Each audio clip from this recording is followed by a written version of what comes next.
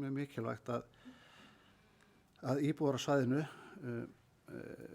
geti gengið að þessum vísu að það ekki gengið á þann rétt þeirra að hafa möguleika á að leggja á svæðinu og það hafa komið áhyggjur þar að lútandi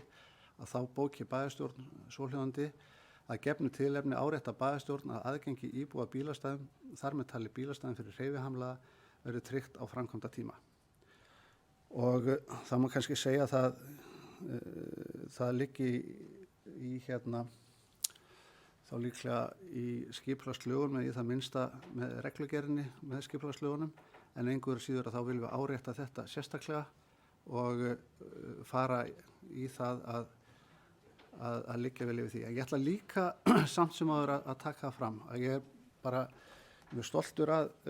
þeirri vinnu sem fram hefur farið á umhverfissviði núna sem snýr að svona ýmsum praktískum atriðum